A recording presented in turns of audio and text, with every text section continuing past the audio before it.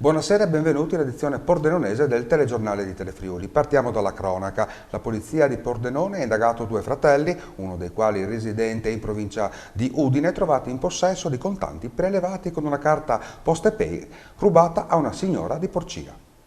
Avevano prelevato 1.200 euro da una carta PostePay sottratta a una signora di Porcia. La polizia di Pordenone indaga due fratelli. È accaduto ieri quando nella prima mattinata è giunta alla questura della città sul Noncello una alert alloggiati per la presenza in un albergo di due persone, un uomo e una donna, aggravati da numerosi precedenti per reati contro il patrimonio. Così due pattuglie della squadra volante sono giunte all'albergo dove hanno rintracciato un 21enne residente in provincia di Udine intento a fare colazione che, alla vista degli agenti, ha cercato di allontanarsi. Il giovane, che ha a proprio carico un divieto di ritorno in provincia di Treviso per furto in abitazione e denunce per ricettazione, utilizzo fraudolento di carte di credito, porto di oggetti atti ad offendere, favoreggiamento ed inosservanza normativa, è stato bloccato insieme alla sorella, una neomaggiorenne originaria di Padova, aggravata da denunce per furto aggravato, possesso e indebito utilizzo di carte di credito e favoreggiamento personale. I due, accompagnati in questura, non hanno saputo spiegare la loro presenza nel capoluogo del Friuli Occidentale e sono stati trovati in possesso di una forbice potatrice, di una carta PostePay e di 1.340 euro in contanti,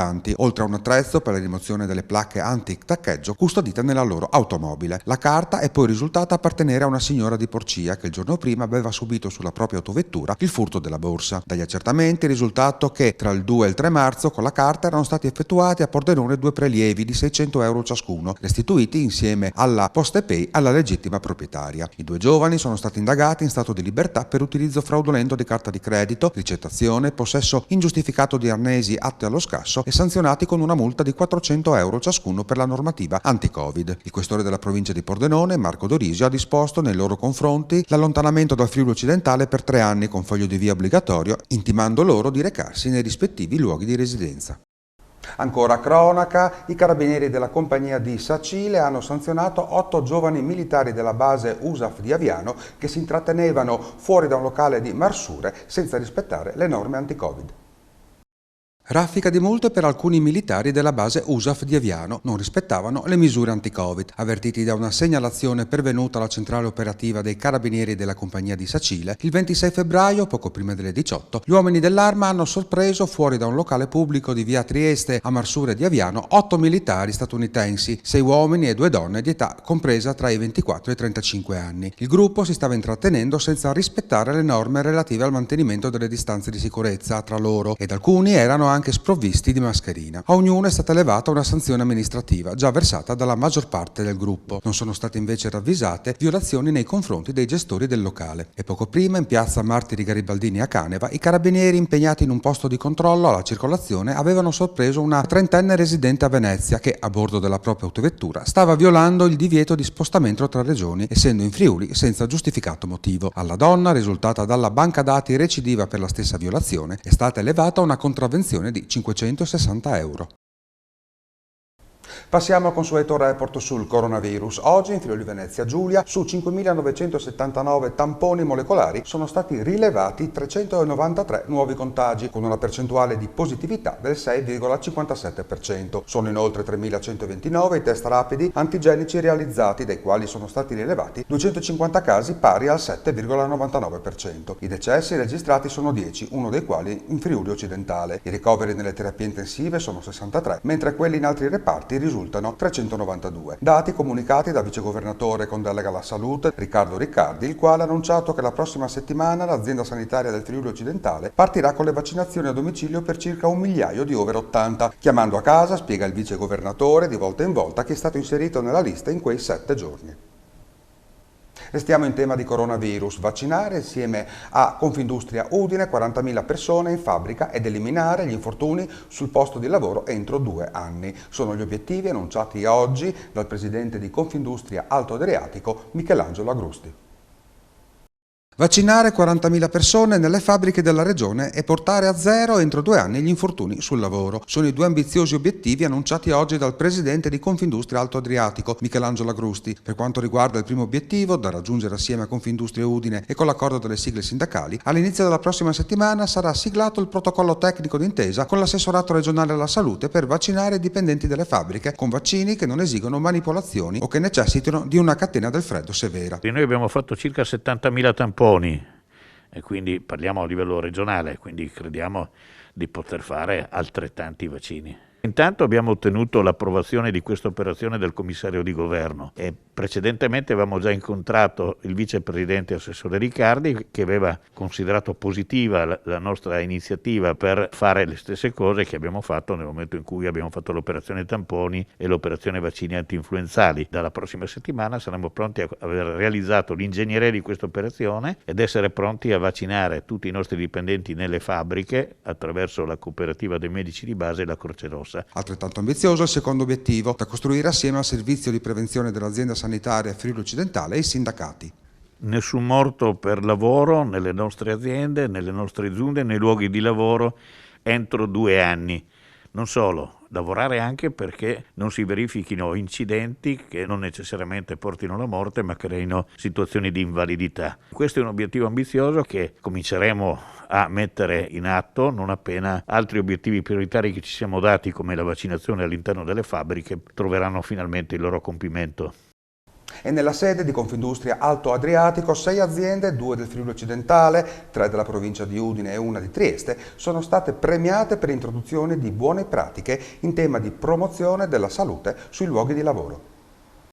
Sono 6 le aziende premiate oggi a Pordenone per le buone pratiche per la promozione della salute nei luoghi di lavoro. I riconoscimenti certificano l'applicazione del modello della rete Workplace Health Promotion, introdotto alcuni anni fa in Friuli Venezia Giulia dall'azienda sanitaria Friuli Occidentale. Un programma molto importante che è partito in via sperimentale qui nell'azienda di Pordenone, ci sono evidentemente anche poi delle esperienze in altre aziende. Questo sistema permette una grande responsabilizzazione sui luoghi di lavoro nella convinzione giusta che possiamo mettere in campo delle azioni spesso di natura anche comportamentale che possono favorire il nostro benessere fisico e psichico. Entrando nel dettaglio, a essere premiati sono stati il Policlinico San Giorgio di Pordenone, che ha puntato sull'attività fisica promuovendo l'uso delle scale al posto dell'ascensore e sulla sana alimentazione, la Savio di Pordenone, che ha istituito percorsi per smettere di fumare, la L Partecipazioni, la Labiotest e la Gesteco del gruppo Lucci, che hanno introdotto distributori di prodotti sani e attivato gruppi di cammino durante la pausa pranzo, la Triestina Varsila, che ha insistito sulla conciliazione casa-lavoro anche con una convenzione con un vicino asilo. Dobbiamo creare la maggior rete possibile di benessere, di tutela della salute, di prevenzione e promozione della salute in tutti i settori, ivi compresi gli ambienti di lavoro. E si tratta di ampliare e amplificare questo modello operativo che comporta una comunicazione e informazione responsabile agli lavoratori, ai datori di lavoro, che devono cooperare tra di loro per ridurre il consumo di alcol, fumo e di promuovere stili di vita adeguati anche per quanto riguarda l'alimentazione e l'attività fisica. Ancora al lavoro sono 50 i posti nelle aziende del legno arredo dell'area pordenonese che saranno assegnati con un Recruiting Day online il 9 e il 10 marzo. Le candidature possono essere presentate a partire da oggi. Il settore del legno arredo non si ferma e si prepara ad assumere nuovo personale. Sono 50 i posti di lavoro per i quali il 9 e il 10 marzo saranno selezionate le candidature che da oggi possono essere presentate online alla filiale di Oderzo in provincia di Treviso dell'Agenzia per il Lavoro ADHR Group. Un recruiting day pensato appunto per il cluster di aziende del settore legno e arredo dell'intera area intorno a Pordenone, che si prepara a un nuovo aumento di produzione che richiederà a breve ulteriore personale grazie a un cauto ma costante rialzo della domanda sia nazionale grazie a ecobonus del governo e sgravi fiscali, sia estera. Il settore è alla ricerca di verniciatori addetti al pantografo e alla levigatura o alla bordatrice, sezionatrice e squadraborda, ma anche ai carrellisti addetti all'imballaggio, scelti e poi assunti da imprese della zona, dalle multinazionali a realtà medio-piccole e artigianali, nelle quali l'export assorbe circa l'80% della produzione. Per candidarsi al Recruiting Day è necessario connettersi a un link dedicato o scrivendo una mail alla filiale, indicando nell'oggetto Recruiting Day Oderzo e l'opportunità di lavoro a cui si è interessati. Il Presidente della Repubblica, Sergio Mattarella, ha assegnato all'ex dirigente scolastica e Presidente regionale dell'Associazione Nazionale Presidi, Teresa Tassan Viol, l'onorificenza di ufficiale ordine al merito della Repubblica Italiana per l'impegno e la dedizione mostrati durante la sua carriera. Dedico il riconoscimento al mondo della scuola, ha commentato Tassan Viol.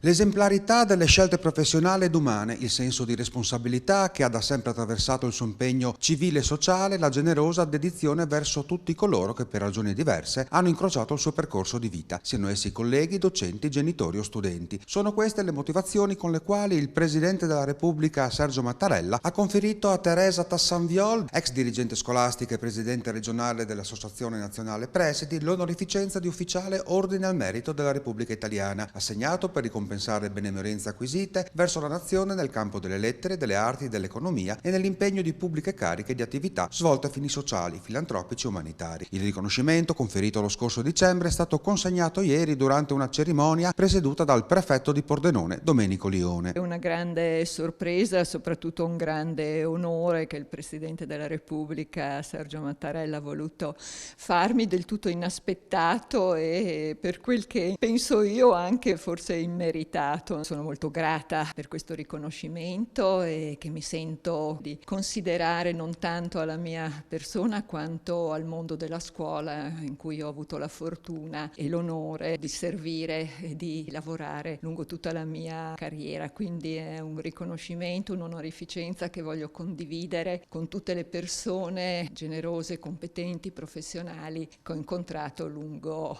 i miei anni di servizio nel mondo della scuola. La sua azione professionale, si legge nel documento di motivazione, è stata contraddistinta da uno spirito di servizio altruista e instancabile, nonché serio e competente. In tutto il suo impegno professionale emerge, ben oltre l'ordinaria attività che compete a ogni dirigente, conclude il testo, la cura attenta e generosa verso gli studenti con maggiori bisogni educativi.